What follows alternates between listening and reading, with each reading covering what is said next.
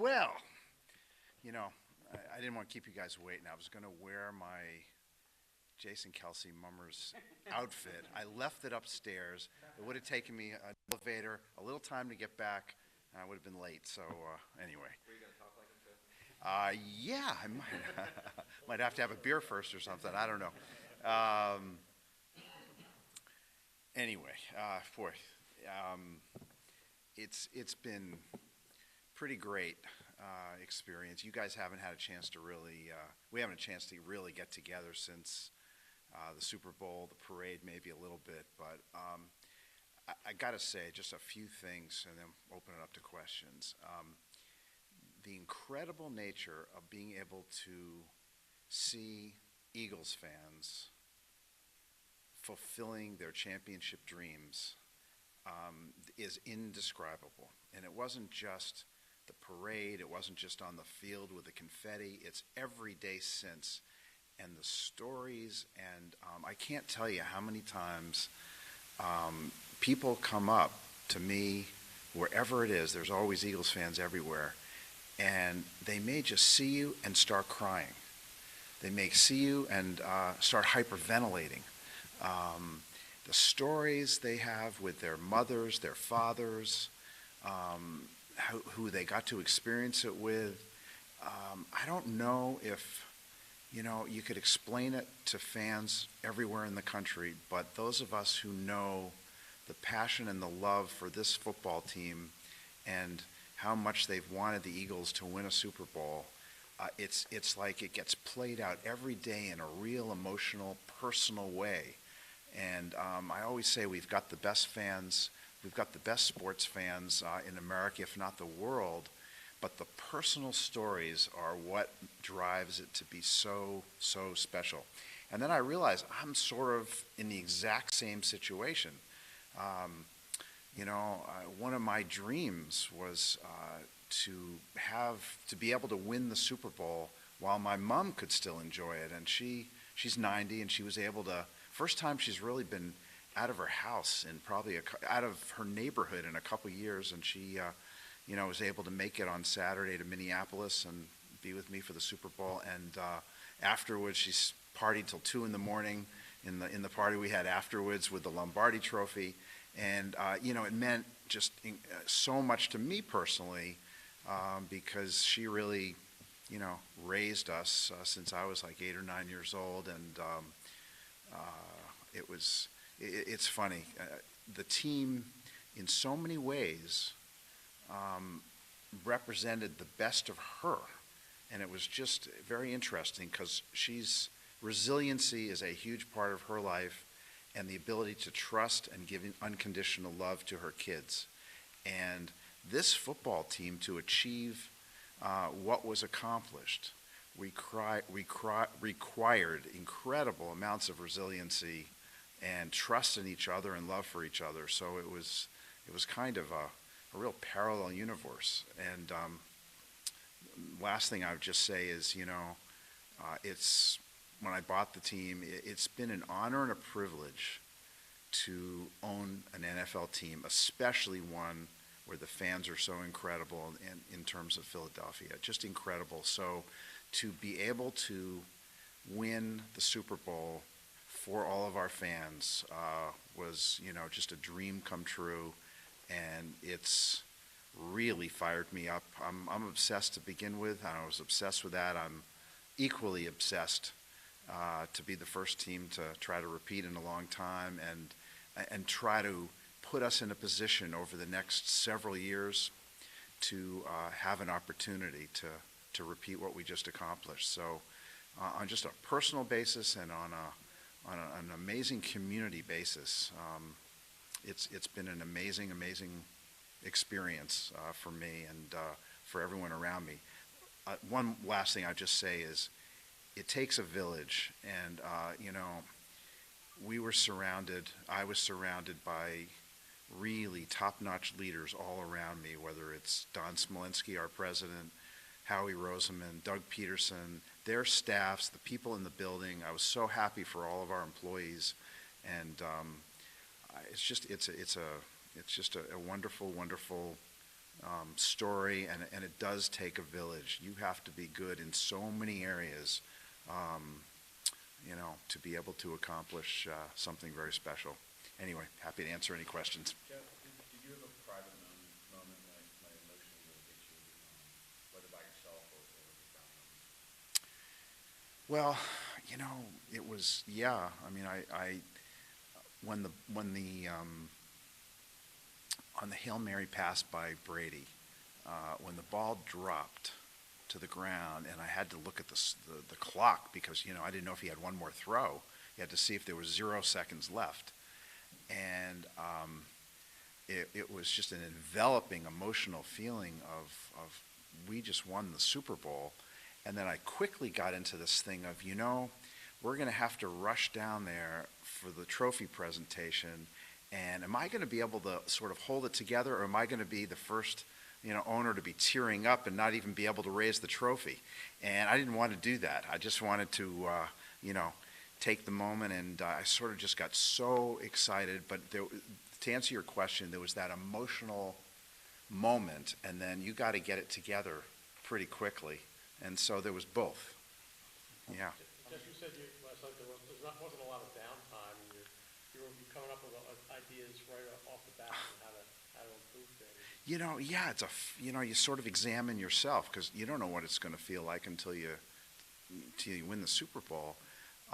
It was interesting, because I think I spent time the next day really fired up about things we could do better, and I talked to Howie, I think 2-3 times the next day, and Doug, and it's like, we're already kind of doing this, and yet you want to just completely enjoy it. So you go back and forth, and I think every morning I completely enjoyed the magic of this, and also every day it's like, I think we can do this better. I think we can do this better. We got to do this. We're going to have to, it's that kind of thing. And so you got both, which is great, because it keeps your passion, and you get to enjoy the magic every day. I'm sure it was pretty surreal to win it.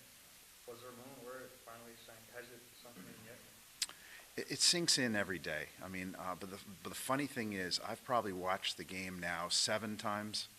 I've watched the championship game probably 4 times. I've watched the Super Bowl, I think, 7 times. And every single time when we go down 33-32, I still get nervous. It's like I just, I want to watch the rest, but I'm like not completely sure. That moment, 33-32, or, sort of the most important play of the game, I thought was it 4th and 4, 4th and 5 pass to Ertz from our own 40-something yard line. I still, when we're about to do that play, like, oh my God, if we don't make this, we're in trouble here. Or, on the other hand, if we punt it, I think we're clearly in trouble too, even though it was a risky move. So you go through and you're sort of like a fan who just can't believe it at times, and yet incredibly proud.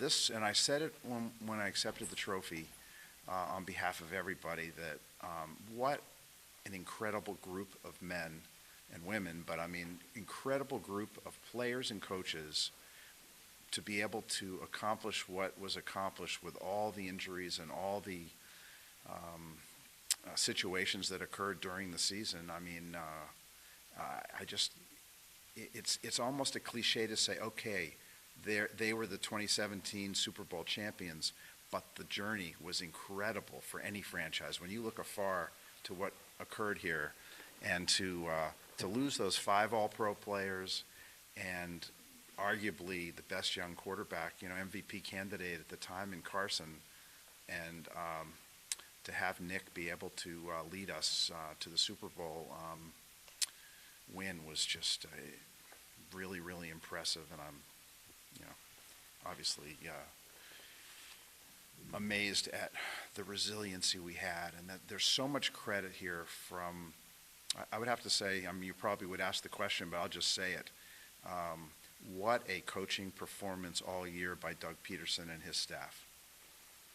As good as I've seen in the NFL, whether it's game planning, play calling, leadership in every way, decisions in terms of whether to go for it, things like that. But his relationship with players, his relationship with everybody in the building, his ability to collaborate with player personnel and Howie and all that staff with the business side of things, just a comfortability and low ego, really sharp, and an incredible, and a willingness to work with really strong, intelligent people and a staff. I mean, you don't see that every day. We've got great coordinators, great staff under them, and also I just want to say, look, Howie, what a job Howie and his staff have done the last few years, and really before that, because it's been an assembling a lot of great core players, many of whom we have under contract through 2020.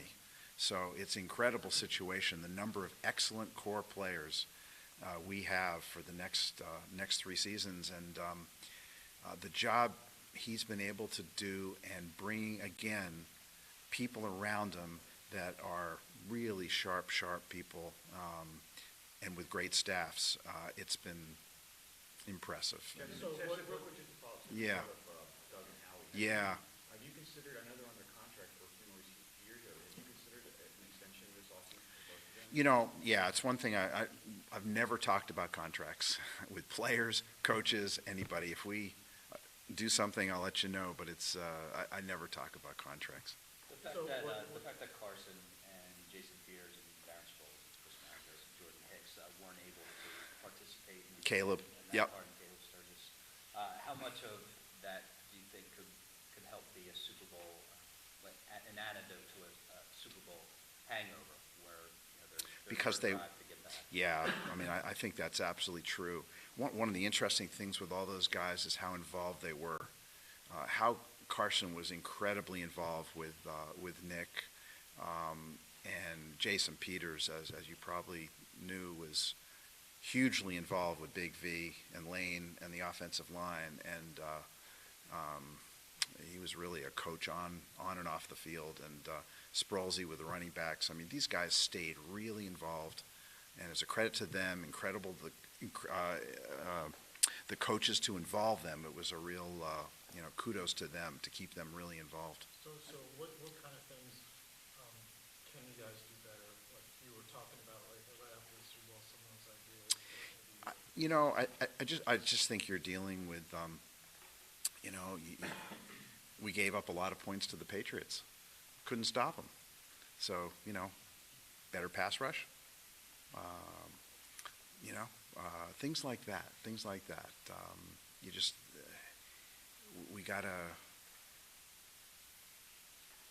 You always want perfection, but I think it's important to be able to critique yourself. The defense was great in so many games, but it was tough to stop the Pats that day. And so we got to look at, what did we not do well that day? And let's look at what we did great against the Vikings and try to maximize what we have, but understand there's times when we're going to go against a great quarterback, and what can we do if that happens again? The AFC, I mean, you can almost predict. It's for the last 15 years, it's been Tom, it's been Peyton, it's been Ben. That's about it. Jaguars almost got in. But when you're playing in the AFC, if you get that far, that's who you're playing against, So you got to be prepared for that. And I just think remaining humble. This is our first Super Bowl win. We really are obsessed with more, but I think it's crucial to be humble about it. Really crucial. The NFC is packed. Anyone who analyzes what's going on in the NFC, it's packed. And we won the Super Bowl, but you could point to the Rams, you could point to the Vikings, you could point to the Falcons, and the list goes on and on and on. Majorly talented teams and good young quarterbacks. Carson's not the only good young quarterback. There's a lot of good young quarterbacks. We know Russell, Goff, and the list goes on and on. So it's formidable. Saints, forgot all about them. A few What players, happened, in your opinion, what happened between last year when you told us, we've got to be patient, till now? What had kind of accelerated that evolution to the point where you're Super Bowl champs this quickly? Yeah, I mean, I'd almost backtrack and say again, going forward, we've still got to get better, and so I'll always say that because I think it's true. But I think a couple things happened.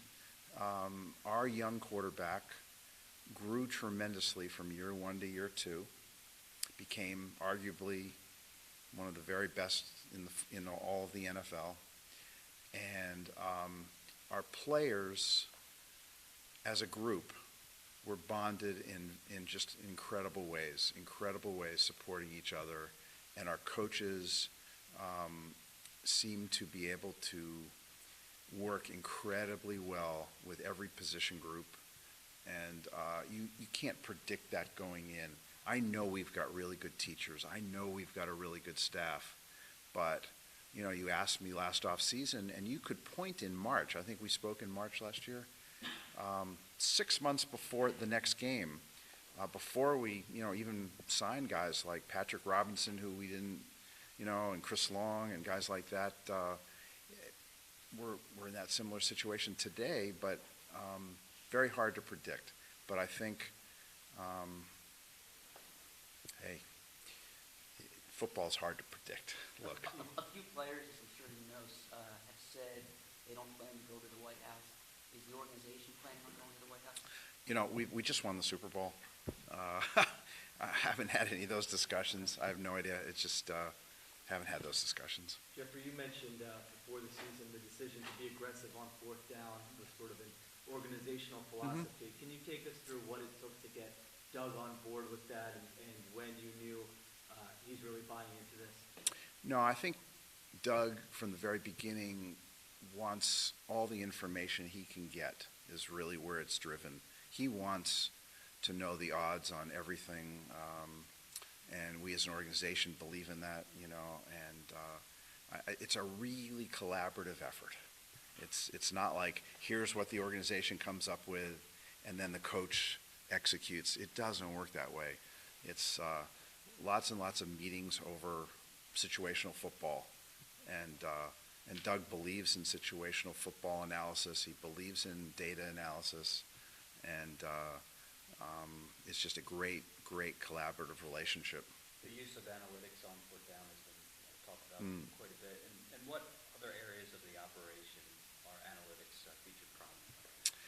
Yeah, we want to get back to the Super Bowl and win it. So the last thing I want to talk about is our use of analytics.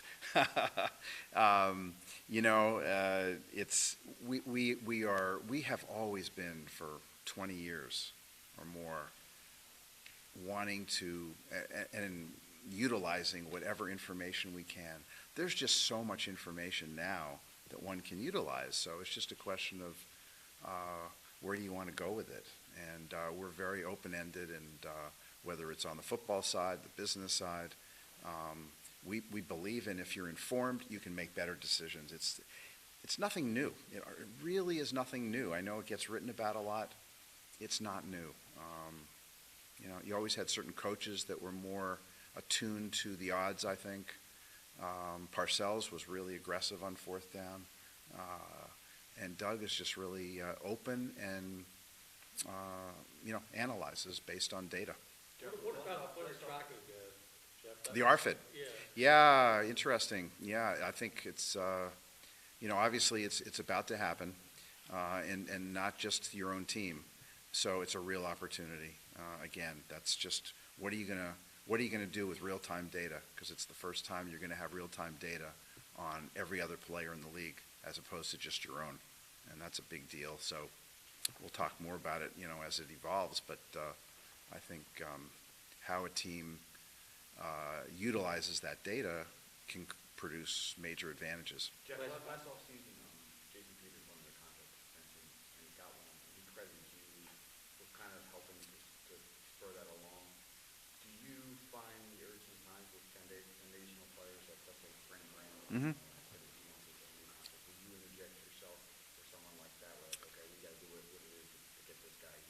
Right, no, I mean, even with Jason, who, you know, no, what I do is, I have so much trust in Howie, his group, and Doug, and it plays out with them. I don't want that to influence. They know my philosophy with these kind of players, and you want to try to have them as long as you can have them, as long as it benefits the team. You know, you can't be in a situation where just because they've been an incredible player for you, that you're going to have them as they get closer and closer to retirement. That's not the goal. You got to do what's best for the team at all times, and you know, I just got so much faith in Howie and his group, and Doug. Good decisions will happen. Last year, you spoke about the difficulty of bringing back the Kelly Green jersey. Yeah. The difference in the helmet. Yes. Have you gotten anywhere in terms of with the league and being able to do that in some way? Right. I was just dealing with this yesterday, so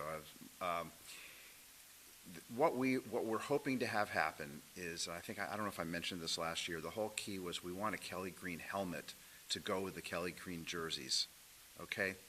And we're trying to get the league to allow a second helmet, and that's where it's at. So they very much know we want this, and we want it badly, and we're waiting. I know you were hopeful that it would maybe happen for the next season, which would be 2018. Is that Right. stable now? I don't know. I mean, as I said, I was on it yesterday and trying to make progress, and we don't have a game for half a year, so you never know. But Who has to decide this? I'm sorry, which entity of the league?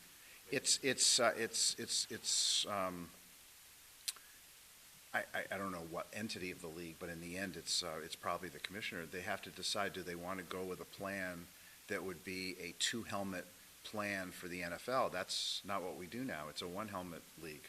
So there's ramifications in that, I suppose. But, you know, they know that with the Eagles, it's important to us. We really want to be able to have Kelly Green jerseys at times, and to make it look really right, you should have matching helmets. So that's What's really. the objection to having two different helmets? You know, you'd have to kind of research with them a little bit. There's a lot of teams that don't want that to happen, maybe. Some teams really want it to happen. There's some complications to it, so I just need them to work it out. It's not, yeah. Speaking of the commissioner, I heard this during one of the panels yesterday. You had mentioned the NBA's rising ratings. Mhm. And I guess you're pretty much in tune to, is that true? On the in tune to, panel? like how they're doing Yeah. Versus the NFL. Where do you stand on that, and how do you think the NFL is going to come back? The NBA. Oh, well, you know, as you know, the NFL ratings dwarf any other sport. I mean, it's all just a question of, I think where I was headed is the NFL has a real opportunity with social media and digital media to expand the popularity of the sport. And football is a tougher game to export than basketball. Basketball, you just need one person and a ball, and things can happen. Football is much more of a larger team sport with equipment and all that, and the rules people don't know around the world.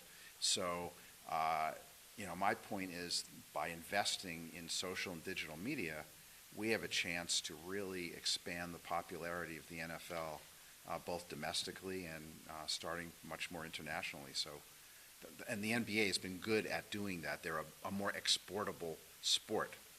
But, you know, if you want to get to the ratings, it's, you know, obviously the NFL is still incredible ratings. And when you, I mean, we can get into a whole discussion if you want of where that's at. It's, it used to, I think 10 years ago, maybe 10 or 11 of the top 50 shows were NFL games. Now it's like almost all are NFL games. So it's hard sometimes to capture all the ratings with all digital, social, off-home ratings, not games just watched, you know, outside the home, telephones and all that. It's tried, but we don't have a great system. And so consumption patterns have obviously, as you all know, changed very dramatically. And so prime time, I think, is, declined quite a bit, except for NFL football. So I think it behooves us to do whatever we can to just allow football to be seen wherever it can be seen and capitalize on it. And that's where digital and social media can really be of help. It's It's clear what you think of Carson Wentz. Has his injury affected, has it changed or affected your level of optimism about him and the franchise going forward? And in terms of Nick's standing, Right. how important is that for you for this 2018 season? Well, I guess in general, I can comment on our quarterback situation. No, I mean, Carson, I think we got one of the very best young quarterbacks in football in every way. A dynamic leader, tremendously talented, great personality, wants to win so bad, just everything you'd want. We've got another outstanding quarterback in Nick Foles, who, when you watch, you try to watch players. Okay, this year you can watch Darnold and you can watch Rosen and you can watch Baker and Mayfield and you can watch Josh Allen and last year, name the group. And what you're always trying to do, what every scout's trying to do, what we're all trying to do is try to imagine, let's say you're going against the number one defense in a championship game. Try to project that. Or let's say you're going against a team that has a quarterback that's going to put up 40 points or 30 points in the Super Bowl. Can you project that quarterback, if you're going to take him with the first or second or third pick in the draft, can he do that? Nick Foles can do that. So that's the situation we're in. He's a pretty amazing quarterback. Our third quarterback, we're all very excited about. I think, I think you guys know I attend practice all the time, and Nate is very, very impressive. So that's kind of where we're at. David. 2017 specifically, very aggressive approach in free agency, lots of moves. Okay, so Howie group bring on, but almost every single one of those players contributed. Mm-hmm. Can you talk about the job that Howie did, kind of bringing in everything, and then the collaboration of the coaching staff in making those pieces fit? Yeah, I mean, it incredibly collaborative. I mean, the process of identifying what players to bring in is an inexact science.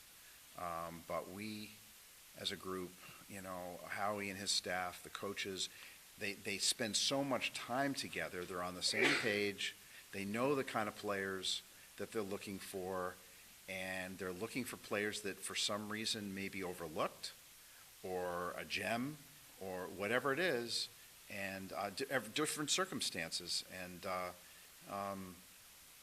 you don't always hit on every player, but they did one great job. They've done one great job, and you just got to, give everybody the credit. It takes a village. It takes a village. How involved were you with the decision to trade for Michael Bennett? Are you concerned about the ongoing legal situation? I'm not going to even comment about it because there is an ongoing legal situation, but our due diligence is very, very good. You guys probably know our head of security, our VP of security, Dom DeSandro, one of the best in the business. The legwork we do is very complete usually, and Michael has a great reputation. Even walking around here, just talking to Dan Quinn and some other people, Gus Bradley. So you just, but I can't comment on because there's a legal situation going on. But He has a book out now. Have you had a chance to check it out? I haven't. When you were talking about using digital and social media to see Yeah. the popularity, are you referencing sort of relaxing some of the limitations? I mean, the NBA allows footage on social media and YouTube. The NFL is very restricted. Is that part of what you're talking about? But the conversation is much more between the NFL and the individual clubs. So the individual clubs always want to have as much content for themselves because we love putting out highlights, we love putting out behind-the-scenes access, all that kind of stuff. The league wants to centralize it because it benefits all 32 teams and, comes up with relationships based on accumulating the assets of the 32 teams.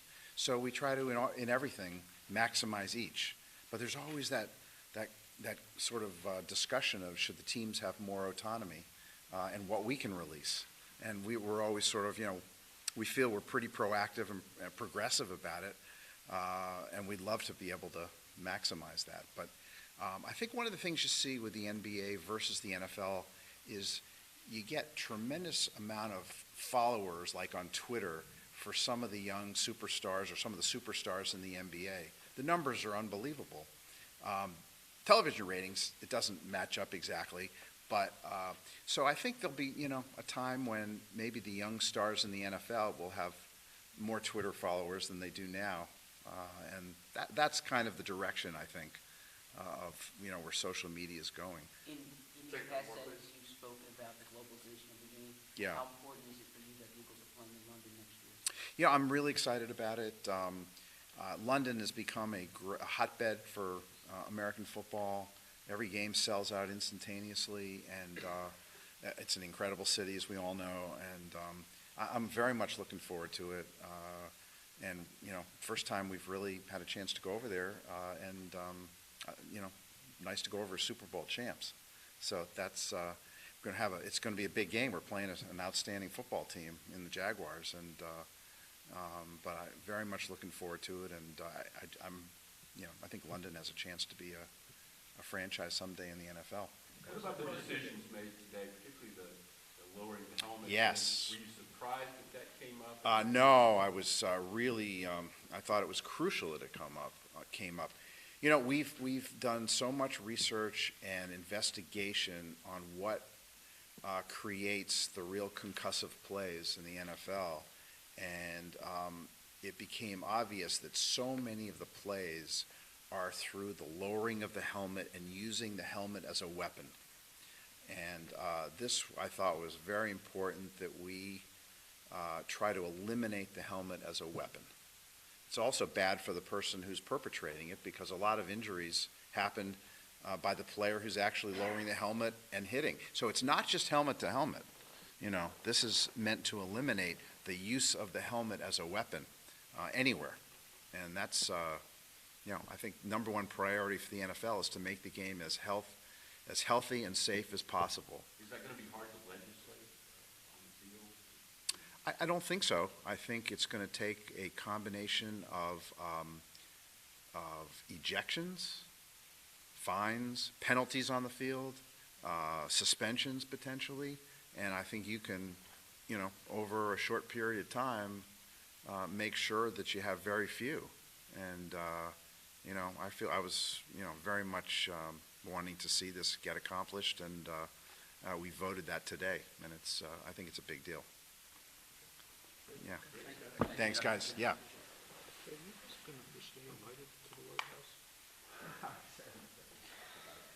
just won the Super Bowl, man. You guys started designing rings yet? Yeah.